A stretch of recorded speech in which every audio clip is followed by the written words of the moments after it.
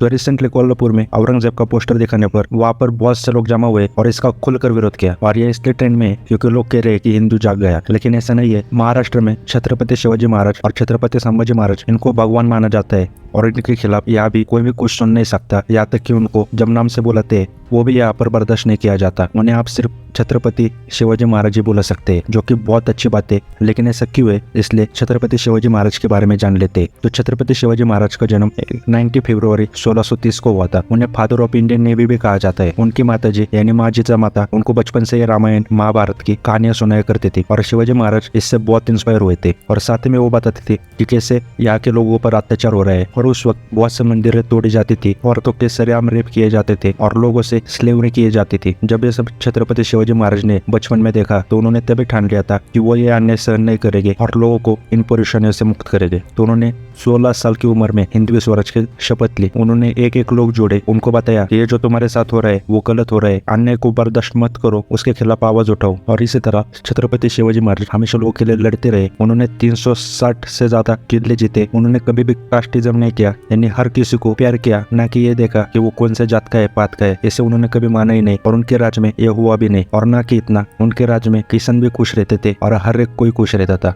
इतना ही नहीं, छत्रपति शिवाजी महाराज औरतों की बहुत इज्जत करते थे। वो और उनके मावड़े कभी भी दुश्मन के भी औरत को हाथ नहीं लगाते थे और उन्हें वापस सही सलामत भेज देते। जब उनके राज्य में एक इंसान ने एक औरत का बलात्कार किया तो छत्रपति शिवाजी महाराज ने उसे काटकर चौराहे पर लटका दिया। और बात करो छत्रपति महाराज के शौर्य की, तो इंडिया की पहली सर्जिकल स्ट्राइक छत्रपति शिवाजी महाराज ने की थी। जब शाइस्ता खान छत्रपति शिवाजी महाराज को मारने के लिए आ रहा था तब छत्रपति शिवाजी महाराज उसी के महल के अंदर घुसकर उसकी 3 उंगलियां काट दी थी, जिसके बाद शाइस्ता खान भाग गया था। इसके बाद जब अफजल खान छत्रपति शिवाजी महाराज को मारने आया था तब छत्रपति शिवाजी महाराज ने वाग्नकी से उसका पूरा पेट फाड़ दिया। और इतना ही नहीं, छत्रपति शिवाजी महाराज के परिवार ने कभी औरंगजेब को दक्कन पर राज नहीं करने दिया। जब छत्रपति शिवाजी महाराज चले गए तब औरंगजेब को लगा कि अब तो दक्कन मेरा है, तो इसलिए जब औरंगजेब दक्कन में आ गया उस पर राज करने के लिए, ये सोचकर कि छत्रपति शिवाजी महाराज अब चले गए, अब कौन है, तब उसे ये नहीं पता था कि अभी भी यहाँ पर छत्रपति संभाजी महाराज है। छत्रपति संभाजी महाराज भी छत्रपति शिवाजी महाराज की तरह ही शूरवीर थे और उन्होंने 8 लैंग्वेजेस आती थी संस्कृत मिला के, और उन्होंने काफी कम उम्र में 2 से 3 किताबें भी लिख दी थी। उन्होंने भी औरंगजेब को कभी दक्कन पर राज नहीं करने दिया और उन्हें भी छत्रपति शिवाजी महाराज की तरह लोग जानता राजा मानते थे। अब जानता राजा मतलब लोगों का राजा, जिसे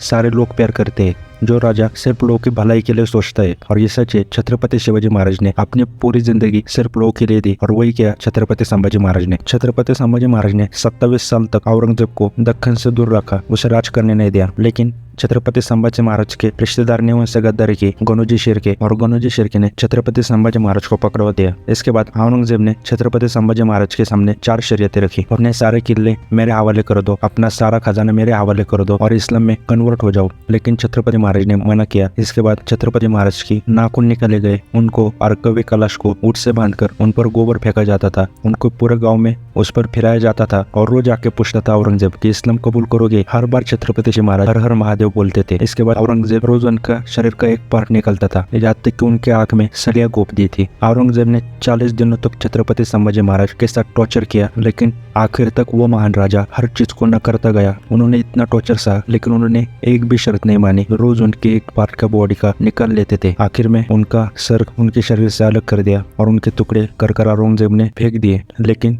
जैसे मैंने कहा, छत्रपति संभाजी महाराज लोगों के राजा थे, जानता राजा थे, तो वहाँ के लोगों ने छत्रपति संभाजी महाराज का वो शरीर सिलकर उस पर अंतिम संस्कार किए। और इसके बाद लोगों में एक ऊर्जा जागे और औरंगजेब का जो सपना था कि दक्कन पर राज करेगा वो कभी पूरा न हो पाया, क्योंकि आखिर तक यहाँ के लोगों ने औरंगजेब से लड़ाई की। औरंगजेब मर गया लेकिन वो दक्कन पर राज नहीं कर पाया। तो इसलिए महाराष्ट्र के लोग छत्रपति शिवाजी महाराज और छत्रपति संभाजी महाराज को भगवान मानते हैं और औरंगजेब को इतना क्रूर। और ना कि छत्रपति संभाजी महाराज औरंगजेब ने अपने भाई को मार डाला, कई सबूत है कि उसने मंदिर तोड़े। लेकिन ये भी बात बता दो कि काफी लोग समझते हैं कि औरंगजेब को सारे मुसलमान सपोर्ट करते हैं, तो ऐसा नहीं है। मैं महाराष्ट्र में देख चुका हूँ कि कई सारे मुसलमान शिव जयंती के दिन शामिल होते हैं। बहुत सारे मुसलमान महाराष्ट्र में छत्रपति शिवाजी महाराज संभाजी महाराज को मानते हैं। और इतना ही नहीं, जब मैं गाँव में जाता हूँ तो देखता हूँ कि कई सारे मुसलमान मंदिर भी जाते हैं, उनकी औरतें मंगलसूत्र भी पहनती है। लेकिन कुछ मुसलमान है जिन्होंने औरंगजेब का पोस्टर दिखाया जो कि गलत था और इसकी वजह है कुछ महीनों पहले औरंगाबाद शहर का नाम संभाजीनगर कर दिया। उसके बाद एक पॉलिटिशियन ने आंदोलन भी किया था लेकिन वो सक्सेसफुल नहीं हुआ। लेकिन जाते जाते इतना ही कहूंगा, इस देश में आज जो आपको डाइवर्सिटी दिख रही है, इतने सारे रिलीजन दिख रहे, कल्चर दिख रहे, वो सिर्फ छत्रपति शिवाजी महाराज और छत्रपति संभाजी महाराज, इनका बहुत बड़ा योगदान है इसमें, तो उनको रिस्पेक्ट करना चाहिए। और मुझे बहुत प्राउड होता है जिस तरह महाराष्ट्रियन छत्रपति शिवाजी महाराज और संभाजी महाराज को भगवान की तरह मानते हैं, जिस तरह वो हर साल 19 फरवरी को शिव जयंती सेलिब्रेट करते हैं, इसी तरह हर किसी को